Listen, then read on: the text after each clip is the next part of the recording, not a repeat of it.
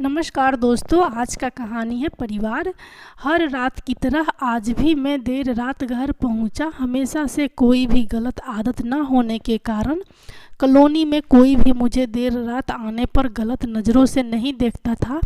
मैं हमेशा इस बात को लेकर गर्व करता कि लोग अपने बच्चों को मेरी उपलब्धियों का उदाहरण देकर अच्छा पढ़ने लिखने की सलाह देते हैं।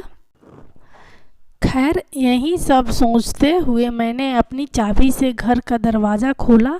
हालांकि मुझे पता था कि जब तक मैं घर नहीं पहुंचता तब तक नेहा को नींद नहीं आती थी, पर मैं अपने 5 साल के बेटे चिंटू को नींद से नहीं जगाना चाहता था। दरवाजे की हल्की सी आहट पाकर नेहा हमेशा की तरह कमरे से बाहर आई।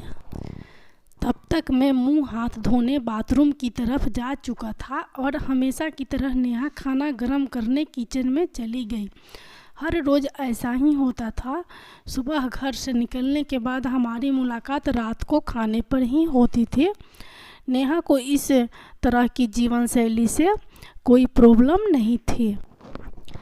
एक हाई क्लास सोसाइटी में अपनी साख बनाने के लिए हर किसी को इस हद तक की मेहनत करना ही पड़ती थी। चिंटू सो गया। खाना खाते हुए मैंने नेहा से पूछा, हाँ, काफ़ी देर से आपका इंतज़ार कर रहा था, लेकिन फिर इंतज़ार करते करते ही सो गया।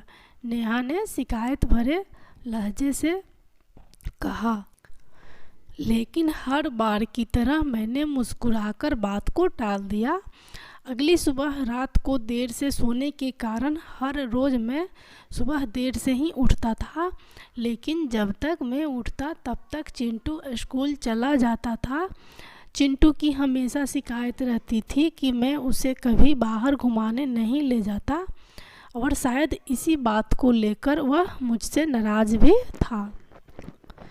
हमेशा की तरह मैंने उठकर नेहा को आवाज़ लगाई और बाथरूम में घुस गया। थोड़ी देर में ही नेहा नहाने के लिए गर्म पानी ले आई।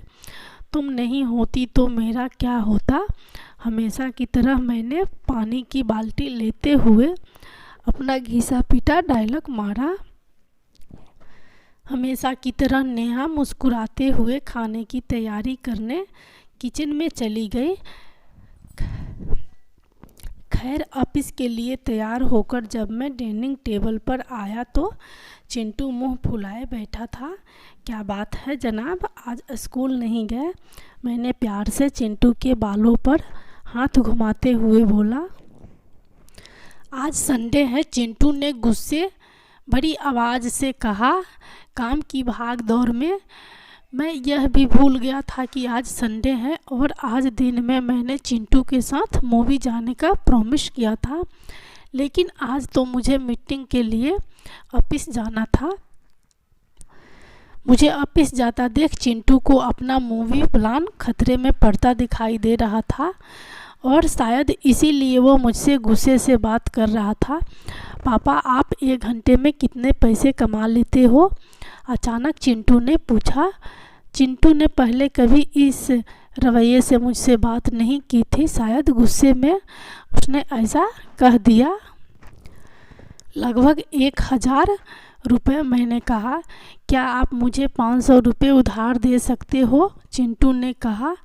लेकिन तुम्हें पैसे क्यों चाहिए? मैंने थोड़ा गंभीर होते हुए पूछा। मुझे चाहिए, चिंटू ने बनावटी मुंह बनाते हुए कहा। खैर, मैंने चिंटू को 500 रुपये दे दिए। चिंटू उठा और अंदर से अपनी गुल्लक ले आया। चिंटू ने अपनी गुल्लक से 500 रुपये निकाल कर 1000 रुपये मेरे हाथ में रखते हुए कहा, क्या आप कल मुझे आपका 1 घंटा दे सकते हैं? मुझे आपके साथ बैठकर खाना खाना है। बहुत बिगाड़ रखा है तुम्हारी मम्मी ने तुम्हें। चिंटू की इस हरकत पर मैंने गुस्से से चिंटू को एक थप्पड़ लगाते हुए कहा।